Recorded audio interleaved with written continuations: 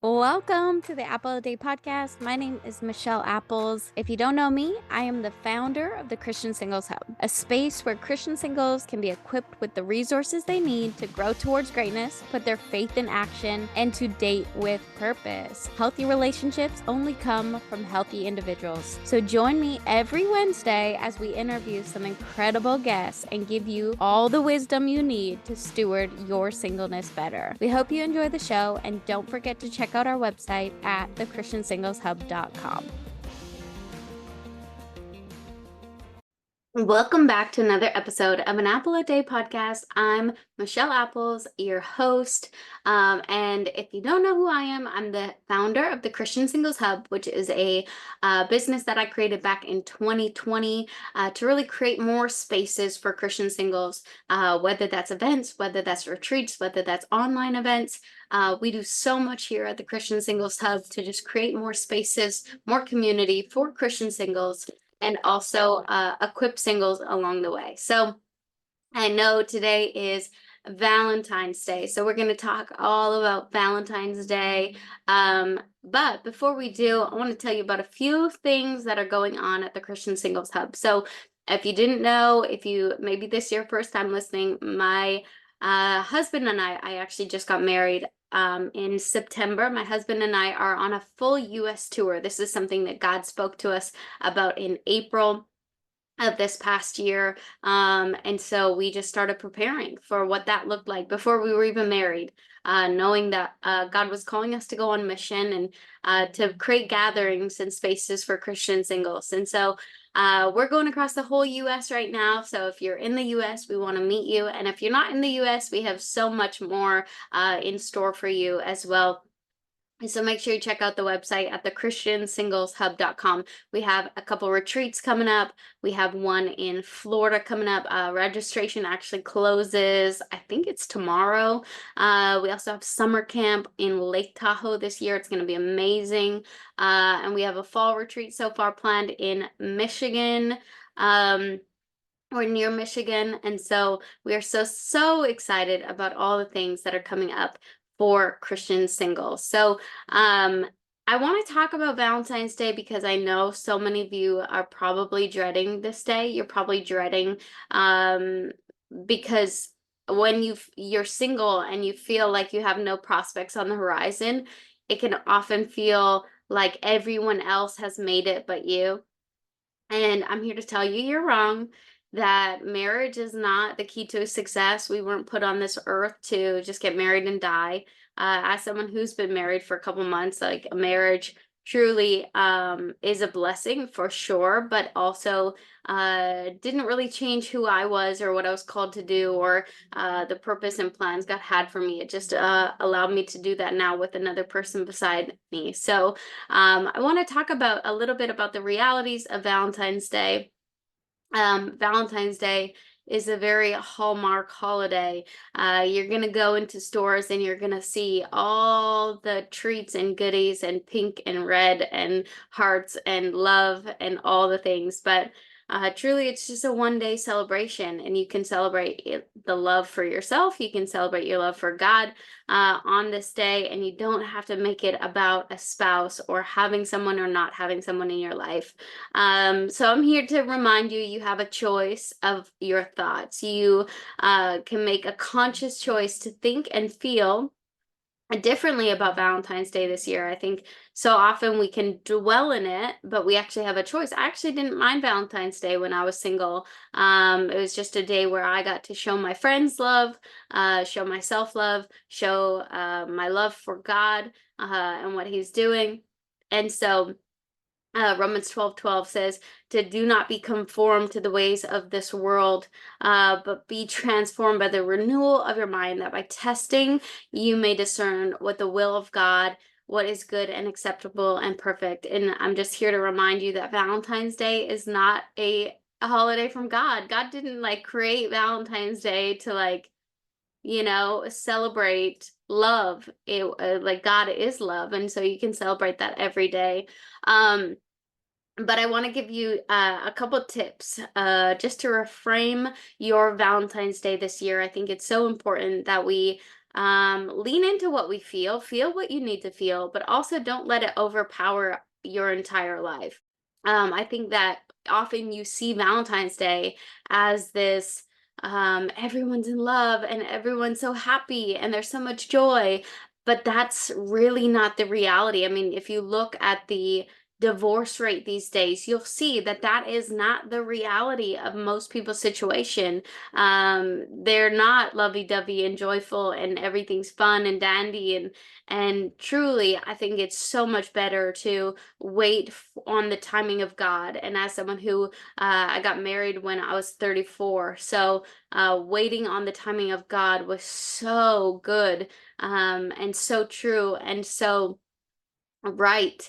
And so there was so much peace. But I also know, like, if I would have got married 10 years ago, I probably would have been in that statistic of divorced. And so, yeah, I just want to, yeah, allow you to take a moment to just reflect on the dose of reality. The reality is that the media will construct things the way that they want them to sell you on an idea of a holiday. And so, I have no problem with Valentine's Day, but just like all these other holidays, you kind of lose out on the whole meaning and purpose behind it. I mean, God is the author of love. God is love. Cannot and do not love without God.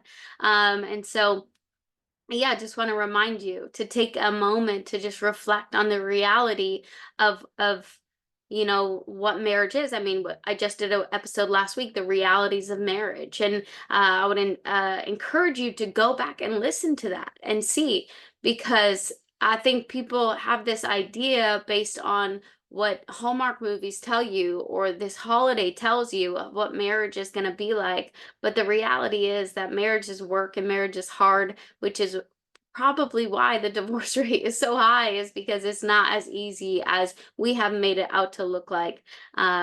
And so, number one, taking a dose of reality, giving yourself a reality check. Do you really want to be somewhere that God hasn't orchestrated?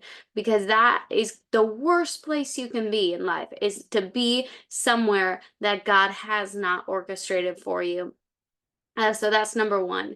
Number two is you do not need to have a spouse to celebrate love. You do not need to have a relationship or be dating someone to celebrate love. God is love. So I just want to encourage you to take today and celebrate. I mean, the Bible is very clear on, like, do not worry about tomorrow, for each day has enough trouble on its own.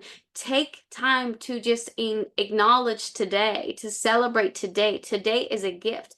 Today is a gift that God has given you. You woke up and you had breath in your lungs. Some people didn't even have the opportunity to wake up today. So we get to celebrate that today is a day that the Lord has made, and we will rejoice and be glad in it.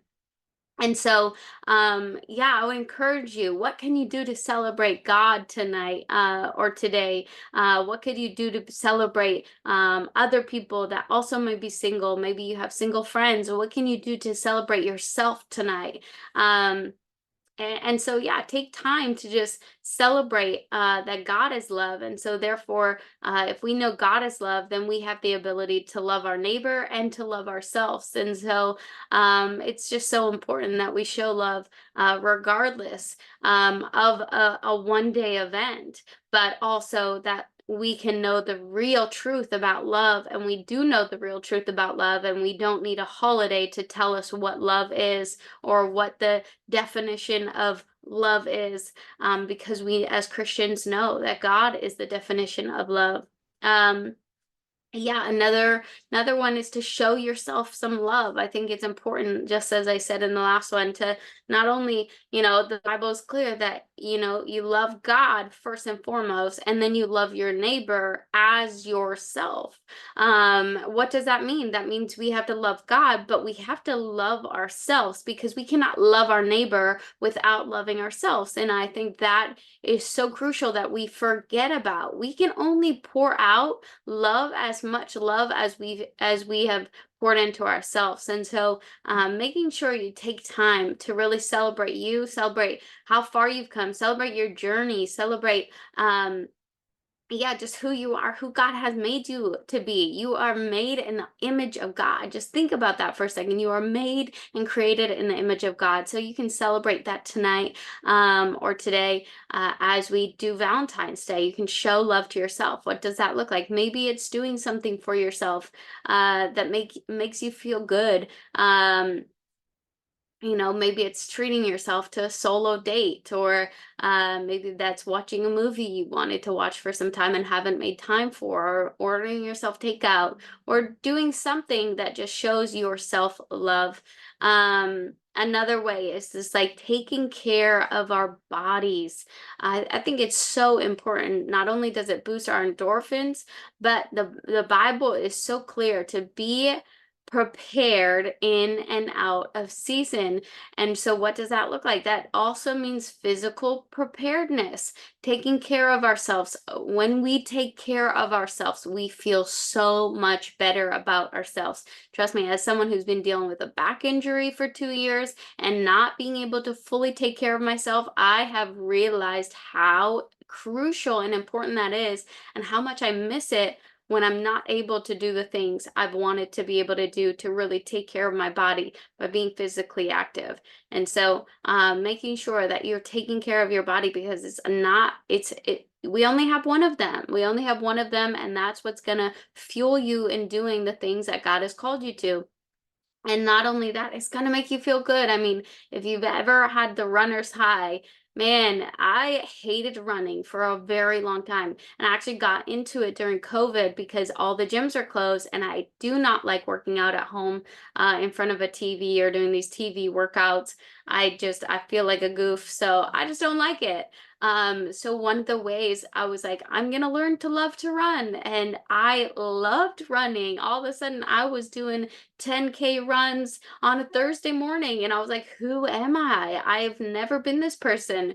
And so, but truly, the runner's high was so beautiful, and so it just like, there's just something about just taking care of your body, giving your body a good sweat. But that also means that taking care and listening to your body as well. I've had an injury, like I said, over the last 2 years, or condition, or whatever it was. Where I couldn't do those physically really challenging workouts.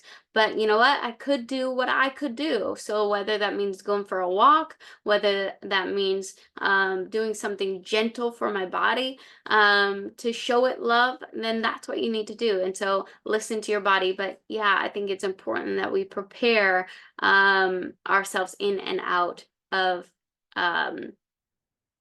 of season. The next one is shift your focus away from what you feel like you're missing out on. I mean, if you look at Jesus in the Bible, you look at Paul in the Bible, they were both single and they did so much. That honestly, like, if God would have given them a relationship, do you think they would have done as much? I don't know if they would have, because they had the capacity to run fast and hard. And that's one thing I've definitely noticed about just being married now, is like, yes, my husband and I are on fire for Jesus together now, and we can run forwards, and it's beautiful. But there are moments where my quiet time looks a little different now. I have someone else to focus on and worry about and take care of. My time is divided, just as the Bible says. And so, instead of thinking about what you're missing out on, think about what you're grateful for that you have in this season. I know some of you that are listening, you're walking into full-time ministry, you're advancing your career. Whatever it is that you're doing, there's a purpose, there's a plan that is in place, that you're doing that for a reason. And so, instead of focusing on what you're missing out on, let's be grateful for the season that we're in, that God is doing something right here, right now. God is not the author of confusion. He is working in and through you right as we speak. You may not see the full picture, you may not understand the full picture, but one of the things Jesus said to the disciples before he went to the cross was, you may not understand what I'm doing now, but someday you will. I cling to that verse so often because it's so true that oftentimes we do not see the full picture of what God is doing, but we truly only get to see it's like a puzzle, you don't see the full puzzle until it's built. And so you only get to see the one little piece that you're living in right now. And so oftentimes I can take myself out of my emotions and out of what I'm feeling now and say, okay, I may not understand it right now, but someday I will. I think a big thing is just to be careful what you're consuming today. I think so often we can get down and depressed and in our own heads because we're scrolling through social media and we're watching all the people celebrating their significant others. We're going into the stores and we're seeing all the hearts and all the loves and all the chocolates and all the teddy bears and all the roses, and just be careful. Like if that is something that you see, or we go on dating apps and we realize how much of a struggle they are. If you are realizing that those things aren't good for you, stop doing them. I think so often we have a problem in this day and age with people with more anxiety than they've ever had before. And we're not helping because we're fueling the fire with social media. We're fueling the fire with alcohol. We're fueling the fire with drugs. We're fueling the fire. All of those things are going to cause more anxiety. And so we have to be careful. What are we consuming? Are we watching the sappy Hallmark movies, even though we know that at the end of it, I'm actually going to feel down and depressed? I'm not going to feel better. I'm not going to feel like, oh, that was a great movie. I'm going to actually be wallowing in self-pity. Don't watch that movie then. Um, I think it's crucial to know, like, be so self-aware enough that you know what's going to affect you and you know what's not. I'm not a like legalistic religious person. I don't believe in you can't do this and you can't do that. That's how I grew up, and it didn't serve me. It actually just drew me far away from Jesus, because I think that we can't be so naive to everything, which I felt like I grew up so naive because I was shut off from the world. I was just told I can't do all the things. And that I was so naive that I grew up in this bubble of everything was perfect and didn't realize that no, there's actually bad people in this world. So I don't think it's a matter of shutting everything off because, oh, well, I can't watch this, I can't do that, and I can't do that, because things are going to affect people differently. And you need to know, you need to be so self-aware enough that you know what's going to affect you, you know what's going to hinder you, you know what's going to hinder the calling on your life, hinder the thing that God wants to propel forward. If it's hindering you, don't allow it to come in. It's so crucial. um, I think the next one is, so often we can wallow in self-pity when we're thinking only of ourselves. Show other people some love. One thing my husband and I did on our wedding day with our families is we created these bags for homeless people. And so we decided, like, during this US tour, like, we want to be giving back. We want to be serving the communities that we go into. And so what does that look like for us? We both have a heart for the unhoused community. We both have a heart for children. We both have a heart for serving. Okay, let's find service projects. Let's find serving opportunities. But also, by doing that, you actually don't focus on um, what you're lacking, but what you're giving. And it's a beautiful thing when you actually take yourself out of yourself and go serve other people, how much you stop wallowing in that self-pity. It's a wild. Try it. I mean, don't take my word for it, just try it. Whether that is like, get a group of singles together and start creating bags for the homeless community and go out and give it to them and pray over them. Or maybe it's calling up a friend and offering to pray and just listening, not talking, not saying all the things that you need to say, but just truly listening and then praying and offering a word of encouragement. I think we can love people so well on a day like this so that we can all feel a little less alone. Um, I think the next one would be the power of gratitude. I talk about this a lot. This is something that Douglas and we actually implement in our lives. Is so often we'll look at each other and say, what are you grateful for today? 3 things. What are you grateful for today? And we have to say it, even on the bad days, even when it's so, so hard to do. we still do it. Why? Because gratitude is so important. You cannot be grateful and discouraged at the same time. There's actually scientific studies that show you cannot have a heart posture of gratitude and also be discouraged at the same time. So take a minute and list 10 things you're grateful for today, or why you're grateful for your singleness. Even if you desire to get married, even if you desire for that next season, how can you be grateful in this season you're in now? And then also, the last one I have for you guys is just know that, like, at the end of the day, you will never, if you get married, God willing, you will never be back in your singleness. Never. I mean, I'm married now and I'm like, I don't ever see myself single again. I mean, God willing. I mean, obviously things happen out of your will, but I honestly will probably never be single again. There's elements of my singleness that I do miss. Absolutely. My alone time with the Lord looks different now. I have someone who's sitting beside me. It's not as intimate as it once was, especially when you're living in an RV and you're in a box and you don't have, rooms that you can just escape to. So it looks different and you have to fight for that time.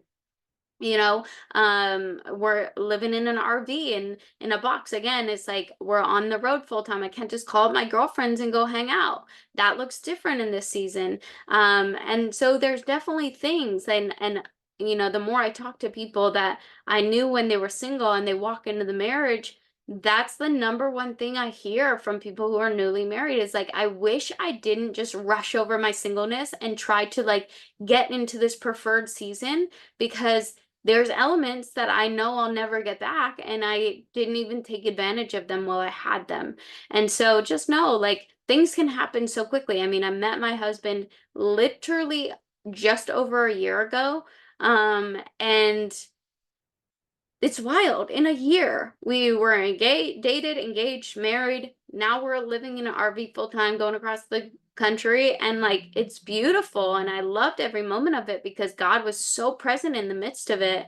But it happened so quickly that I didn't even expect it. I didn't even know it. And I just believe that's going to happen to a lot of people this year. They're going to get into a lot of unexpected relationships that happen so quickly, they're not going to know what hit them. And so I think it's really important that we realize that like we're never going to get this season back again. And so take advantage of it, like truly. Just be blessed in this season, like bless others in this season, do the things that you want to do in this season, knowing that when you step into marriage you don't get this back. And it's so important that we realize that and we come to terms with that, and truly just take advantage of it. So yeah, I just want to encourage you guys, if you're feeling all these things on Valentine's Day. So I just want to encourage you that if you are struggling today, go back and take notes of everything I talked about. It does help. And I know so often you can hear a podcast like this and say, what does she know? She's married, or yeah, those things seem great, but I still feel what I feel.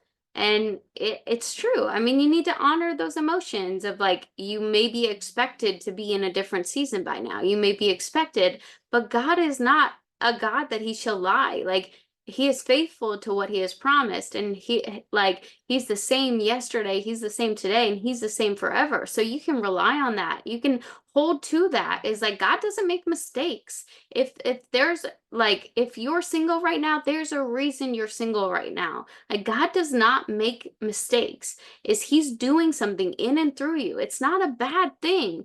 I think when we focus on that it's a bad thing that I am where I'm at, then we don't allow God to use us in the full capacity that he wants us to.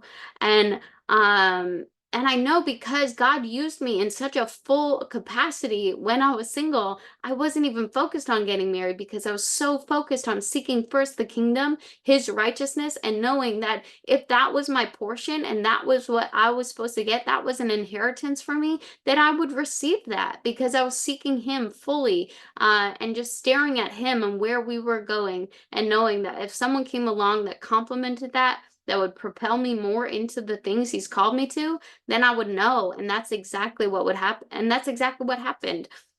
And so I just want to encourage you today that if you are feeling discouraged today, it's okay to not feel okay. It's just not okay to stay in that place. If you do feel like you're in that place and you've been in that place for a long time, seek godly counsel, seek people around you. Get people that will speak life into you, just like Ezekiel when he spoke the dry bones to life, and they became a great army. It's like that's the power of our words and the power of people speaking godly encouragement and words over us. So I hope you enjoyed today's podcast. Make sure you check out all the things on our website that we have up and coming. Right now, we're in Miami. We're going to Tampa next. We have a brunch cruise next weekend, which is going to be so fun. In Tampa, we have a Top Golf in Jacksonville, and then we're going to Panama City Beach, and we have a retreat going on there, but so much to come. Make sure you follow along. Go and sign up for our e-newsletter. That's where you're going to get most of the information being sent out to you, but also Instagram, Facebook, or wherever else we are. We also do live updates on YouTube on Monday nights at 5 p.m. Eastern time. So come check us out. And we're going to give you live weekly updates of all the things that we're doing. And we'll see you again next week. Thanks so much for tuning in to another episode of An Apple a Day. If you liked today's episode, why don't you go like it, share it, subscribe, maybe even send it to a friend, and don't forget to review us. It helps so much. We look forward to seeing you next week, same time, same place on An Apple a Day podcast.